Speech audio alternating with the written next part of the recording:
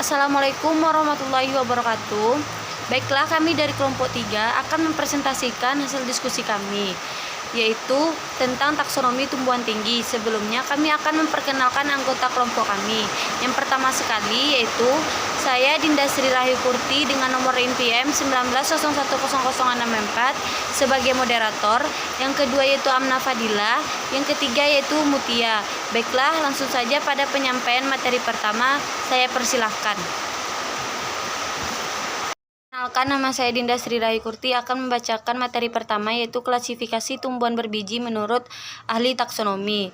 David dan Hayward pada tahun 1963 membagi perkembangan klasifikasi atas dua, yaitu klasifikasi sebelum Darwin dan sesudah Darwin. Klasifikasi sebelum Darwin dibedakan lagi menjadi tiga klasifikasi, yaitu klasifikasi yang didasarkan atas habitus, seksual, dan hubungan bentuk morfologi. Klasifikasi sesudah Darwin dibedakan atas pendekatan filogenik dan alamiah. Selanjutnya Darwin membedakan antara pendekatan filogenik ilmiah. Selanjutnya, menurut Rival pada tahun 1989, berdasarkan motif dasar dan cara pemakaian, maka klasifikasi dapat dibagi menjadi dua golongan, yaitu klasifikasi empirik dan klasifikasi rasional.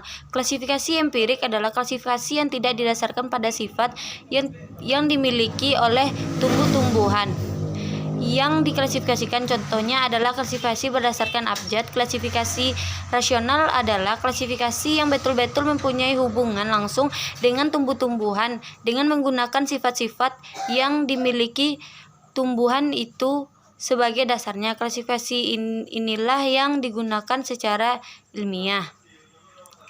Klasifikasi rasional dibedakan atas menjadi tiga, yaitu klasifikasi praktis, buatan, dan filogenik. Klasifikasi praktis adalah klasifikasi yang dibuat untuk memenuhi kebutuhan-kebutuhan tertentu, di mana tumbuhan-tumbuhan digolongkan berdasarkan sifatnya yang berguna untuk manusia. Contohnya penggolongan tumbuhan serat, tumbuhan obat-obatan, tumbuhan gulma, tumbuhan penghasil getah, dan lain-lain. Yang kedua itu tumbuhan klasifikasi buatan. Sistem klasifikasi ini diciptakan oleh Theophrastus pada tahun 370 sebelum Masehi. Tumbuhan digolongkan berdasarkan habitusnya, yaitu kelompok pohon, semak, perdu, dan ternak. Klasifikasi ini dipakai hampir selama 2000 tahun. Linnaeus mengganti sistem habitus ini dengan sistem kelamin, dikenal dengan 24 kelas tumbuhan berdasarkan jumlah, posisi, dan panjang benang sari. Kelas-kelas ini dibagi menjadi beberapa bangsa berdasarkan sifat-sifat putik sarinya. Klasifikasi fenetik. Klasifikasi fenetik ini didasarkan pada kekerabatan ditemukan oleh banyaknya persamaan bentuk dan penampakan. Pertama sekali disusun oleh Anthony Laurent de Jaussy pada tahun 1748 sampai 1836. Dunia tumbuhannya dibagi menjadi tiga golongan. Yang pertama yaitu Acotyledon, yang tergolong yaitu jamur, ganggang, lumut, dan paku-pakuan. Yang kedua itu Monocotyledon, yang ketiga itu Dicotyledon, yang keempat itu klasifikasi filogenik atau filetik. Filogenik merupakan perkembangan sejarah garis-garis evolusi dalam suatu golongan makhluk hidup yang dapat diartikan sebagai asal dan evaluasi suatu takson. Klasifikasi ini menekankan keeratan hubungan kekerabatan nenek moyang takson satu dengan yang lainnya. Klasifikasi alamiah. Sistem ini pertama kali dicetuskan oleh Michael Adamson pada tahun 1727 sampai 1806 dengan jalan mengikut sertakan, memperhitungkan, dan memperlakukan dengan semua sifat yang dimiliki tumbuhan. Tumbuhan memiliki jumlah kesamaan ciri tersebut dikelompokkan bersama-sama dengan memperhatikan fakta-fakta evolusi yang sesuai sehingga hasilnya dapat ditaksir dengan istilah-istilah filogenik. Materi kedua yaitu aliran taksonomi. Sistem klasifikasi bertujuan untuk menyederhanakan objek studi dalam bentuk suatu ikhtisar lengkap seluruh tumbuhan disebut dengan sistem buatan atau sistem artifisial. Dengan keterlibatan ilmu-ilmu lain dan taksonomi tumbuhan, muncul sistem klasifikasi lain yang tidak hanya bertujuan menyederhanakan objek. Sistem klasifikasi disebut dengan sistem alam. Setelah lahirnya teori evolusi, muncul sistem filogenetik yang mencita-citakan tercerminnya jauh dekatnya hubungan kekerabatan antara golongan tumbuhan yang satu dengan tumbuhan yang lainnya, serta urutannya dalam sejarah perkembangan filogenik tumbuhan. Kemajuan dalam ilmu kimia dapat mengungkapkan zat-zat apa saja yang ada dalam tumbuhan, dan dalam ilmu kimia dapat mengungkapkan zat-zat apa saja yang ada dalam tumbuh-tumbuhan, menyebabkan tumbuhan timbulnya saran agar pengklasifikasian tumbuhan juga didasarkan pada kesamaan atau kekerabatan zat-zat kimia yang terkandung di dalamnya. Mungkin hanya itu yang dapat saya sampaikan. Selanjutnya akan disampaikan oleh Amna Fadilah. Kepada Amna Fadilah dipersilahkan. Baiklah, bagian yang C yaitu ahli-ahli taksonomi. Yang pertama ada Theophrastus tahun 370 sampai 285. Dianggap sebagai bapak botani, ia adalah murid dari ahli filsafat terkenal Aristoteles. Selain membedakan tumbuhan dari perawakannya, telah dikenal pula daur hidupnya semusim, 2 musim, atau tahunan. Ia juga telah membedakan daun majemuk tidak terbatas dan terbatas serta perbedaan posisi ovarium. Yang kedua ada Albertus Magnus, telah mengenal perbedaan struktur batang. Selain itu juga telah membedakan tumbuhan dikotil dan monokotil, tumbuhan berpembuluh dan tidak. Selanjutnya ada Andrea Caecalpino. Dalam bukunya The Plantis dikemukakan dasar-dasar klasifikasi 1500 tumbuhan. Pemikirannya lebih maju dibandingkan dengan konsep asli yang lebih berdasarkan manfaat tumbuhan. Pendekatan ilmiah telah digunakan untuk klasifikasinya. Selanjutnya ada Joseph Pitton de Tournefort, mengelompokkan tumbuhan berbunga menjadi 2 kelompok, pohon dan herba. Masing-masing dibagi lagi berdasarkan ciri bunganya, mempunyai petal atau tidak, bunga tunggal atau majemuk. Selanjutnya ada Carolus Linnaeus. Sistem Linnaeus dikenal sebagai sistem seksual karena Linnaeus memusatkan perhatian terhadap jumlah benang sari dan hubungan antara benang sari yang satu dengan yang lainnya terhadap bagian-bagian bunga lainnya.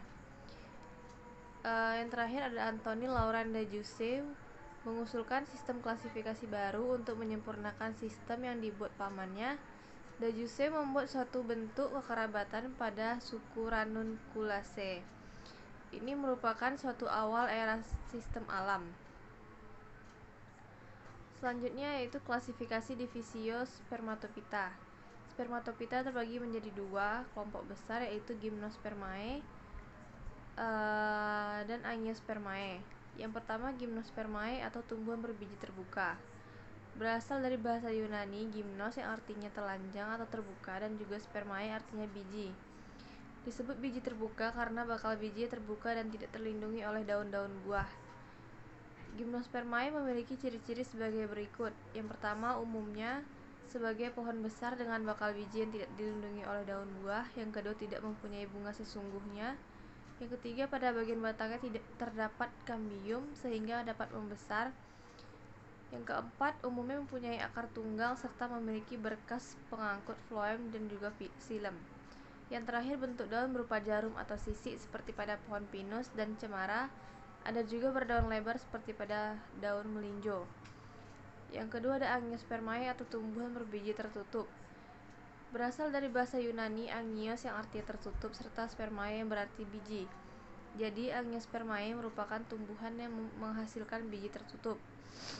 Ciri-ciri yang paling umum dimiliki oleh tumbuhan Angiospermae diantaranya yang pertama, bakal biji yang terlindungi oleh adanya daun buah sehingga disebut dengan biji tertutup.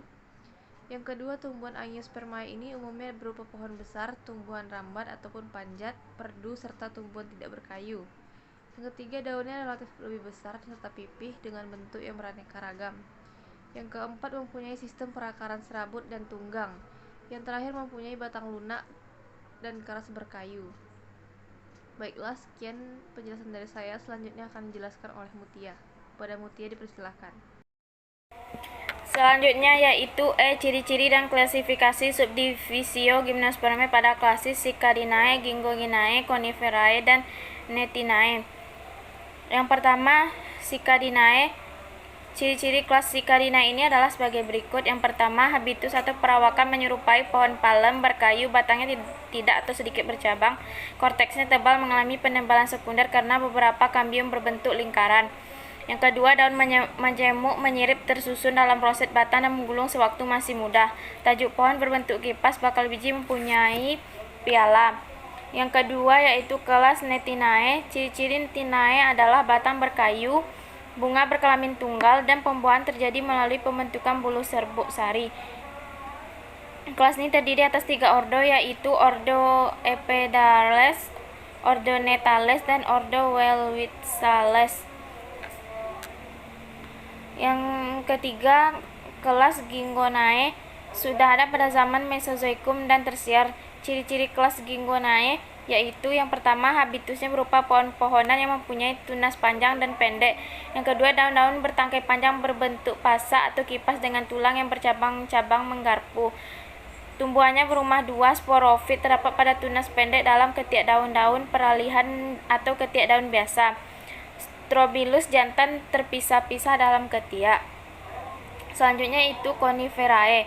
Pada umumnya berumah 1 karena memiliki 2 jenis konus, jantan dan betina. Namun biasanya konus jantan dan betina terletak pada cabang yang berbeda. Konus jantan berukuran lebih kecil dibanding konus betina. Konus jantan tumbuh secara bergelombolan.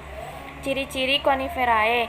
Yang pertama, merupakan tumbuhan Gymnospermae paling banyak spesiesnya. Yang kedua, adanya tajuk berbentuk kerucut. Yang ketiga, selalu hijau sepanjang tahun. Yang keempat, daun berbentuk jarum. Contohnya Pinus mercusi. F. Masing-masing spesies dari Gymnospermae. Yang pertama, manfaat Cicadinae. Manfaat Cicadinae bagi kesehatan antara lain menyembuhkan luka akibat gigitan, mengobati batuk dan pilek, mencegah radikalis bebas, mencegah kanker, melancarkan sistem pencernaan, mengobati penyakit kulit, menjaga kesehatan gigi, menjaga kesehatan tulang, memutihkan kulit, mengobati hepatitis. Manfaat Cnetinae antara lain mencegah penuaan dini, menjaga metabolisme tubuh, membantu meredakan infeksi gusi, menjaga kadar gula darah, meredakan diare. Yang kedua, manfaat Gingonae yaitu pelancar sirkulasi darah, mengatasi sakit kepala, memperbaiki fungsi otak, menjaga kesehatan mata. Yang ketiga, manfaat Coniferae yaitu sebagai tanaman hias seperti Ginkgo biloba. Yang keempat, manfaat Cnetinae sebagai sumber makanan seperti Cnetum genom. Sekian, terima kasih. Assalamualaikum warahmatullahi wabarakatuh.